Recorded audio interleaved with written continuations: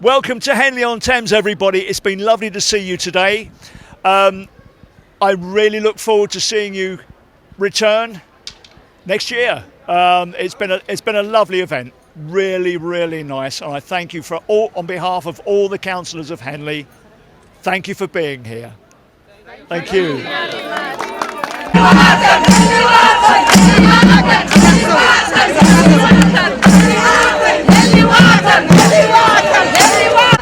kusoo dhawaada taariikhnimada ama xidhiidhka Boorame iyo Henley oo magaciisa la yiraahdo Malcom Age. Hello. I was born in Gloucester in England in 1926 and I joined the army in 1944. I went to India in 1945 and went to the Officers Training School in Bangalore. I was there until March 46 and then I served in Dehradun and Secunderabad and then went to the Middle East. Went to Cairo and then to Athens and then to Salonika. In Salonika it was February, it was cold and it was wet and it was miserable, and a friend said, let us go to East Africa instead. So we volunteered to go to East Africa, and we were very quickly flown from Salonika to Athens, and then in Athens we caught a ship called the Colorado Springs Victory that took us across to Port Said. We were there for a week, and then we caught a ship and went down to Mombasa, and then by train overnight up to Nairobi. After a week or so in Nairobi, I was interviewed and was told I was going to Somaliland to join the Somaliland Scouts. So back down to the coast, a week in the coast, then 6 days on a very small vessel called the Tiari that took us from Mombasa up to Mogadishu. We didn't stop. We called in at Lamu. We were towing a barge as far as Lamu, and then it was cast off. And after about a week in Mogadishu, went to by road to Hargeisa. It took 6 days, and it rained most of the time. In Hargeisa, I went to the officers' mess of the Somaliland Scouts. The Somaliland Scouts were then commanded by a Lieutenant Colonel Oliver Brooke, and he decided that I would go to B Company, which was stationed at Gurial, which, as you know, is a few kilometres outside Boroma. I was extremely fortunate. At that time, B Company was commanded by John Drysdale, who still lives in Hargeisa. He's now 94 years old, I think. But he was a very fluent Somali speaker, and he had a very good understanding of Somali culture, which was a great help to me. And I was at Gurial with him for about a year and a half, and during which time, of course, I got to know the town of Boroma, and also went to Amud and Deborah Wayne. So it was quite an exciting and interesting time. Although John Drysdale wanted to shoot a lion, and we had to go to Deborah Wayne to find one, and that's when Miad's Duxey Sabata came with us. We didn't get the lion. And then John decided he would leave the army, and by this time we were in Hargeisa, and he decided he would leave the army, and he joined the Colonial Civil Service instead and became District Commissioner in Las Anod. I remained in the army, and I carried on in Somaliland and spent some time in Awari, some time in Burao, and back to Hargeisa as well. So I got to know various places in Somaliland.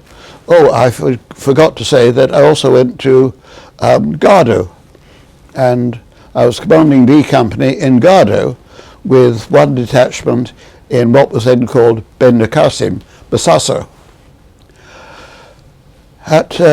Finally, after 4.5 years, my time in Somaliland was over, and I returned to England and had to start making myself a career in the British Army, which I did. And I served in the British Army until I was 52. And then I joined the computer industry, and I was with them for about 15 or 16 years. How did the friendship between Borama and Henley begin? The friendship link? Yeah. Yeah. Okay. In 1981, I was telephoned by a councillor named Alan Jones, who's still alive and is still nominally a member of our committee, but not very active. Anyway, he was a town councillor. He said that Headley had made friendship links with one town in France and one town in Germany, and now wished to make a friendship link with another country outside Europe. He said, we don't want India, everyone does India. So I said, well, I think Borama might be suitable, and he put the idea to the town council. They liked the idea. As it happened, I was going to Somalia anyway. This is 1982, and when I went to Somalia, I travelled from Mogadishu by plane to Hargeisa with a Daily Telegraph reporter, and we put to the people of Borama the idea of a friendship link. They were a little suspicious at first, not least because I'd come up from Mogadishu, and they thought the whole thing was a Mogadishu game, which it wasn't. But we overcame that, and I asked them to prepare a list of projects that they think that Headley could help with. And it was quite a list they gave me the following day, including street lighting and things like that. But we got started, and our biggest project was the power station. We collected £15,000 locally. The British ambassador in Mogadishu produced £10,000 for us, and the people of Borama contributed £10,000 in work and materials. So the total project was £35,000, and that replaced the obsolete Russian generating equipment and generally smartened up the whole show. And now, of course, you do have street lighting, which is tremendous. If you could talk as well, your experience, your short experience that you've been, the time that you've been in Borama, around the people that you've met, and as well when you went back a couple of years later, a couple of times that you've been, your experience about this. Well, we were very fortunate in that Ugas Haji Jama Mohammed Ugas Elmi and I became very good friends. He stayed with me here, for example, and there was another chap, unfortunately dead now too, Ahmed Mumin Dalal, who was very good as far as communications concerned, and it became very difficult for a while to communicate with Borama after Ahmed died. But the idea took off here. We had a very active committee, some of whom are still with me, and we were very fortunate in that when Dr. Noel Snell, who was then the mayor, in 1982 visited Borama to formally hand over a certificate cementing the arrangement, he took with him a lady named Joanna Shepherd, who was a reporter for the Henley Standard, and she gave us a very good write-up, and she's still around too and sometimes comes to committee meetings and is equally helpful. But we got very good publicity through her on the Henley Standard. What about Goraya Owl? Have you got any information about Goraya Owl? how it was before? Well, it was, when I first went to Gurial, it was an extremely primitive camp. Practically everyone slept in tents. There were only 4 huts, one of which John Drysdale had. One was the officers' mess, and one was the armory and ammunition store, and the other one was the ration store and clothing store. So everything else was tented. It was very, very primitive, and the water had to come by water truck from Amud, which is what, 15 kilometers away, roughly? So the water truck was always going backwards and forwards, and the district commissioner didn't think much of the skill of the driver and said to me, if he has an accident, I will not try him because I'm so prejudiced against him. But it was a good camp. It was a very healthy atmosphere. We were fortunate in that the camp had been in the hands of the East African Armoured Car Squadron before, and they left it in very good condition when they withdrew to, I think they went down to Dagobur. When we started, Henley and Boroma were about the same size, although of course Boroma had an influx of refugees, and I remember going to Boroma one time, and the hill was absolutely covered with little wobs covered with blue United Nations tarpaulins on them. So Boroma at that time was swamped with refugees. But then Boroma has since then grown and grown, and I think Boroma now has about 150,000 people. And in Henley we still have about 100. I have about 10,000.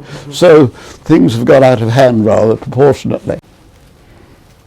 The more they communicate with me and give me news of Boroma, the better it becomes for me, and I can then pass on the story to our newspaper and the Henley Herald, which is an email system, and they will give us good publicity.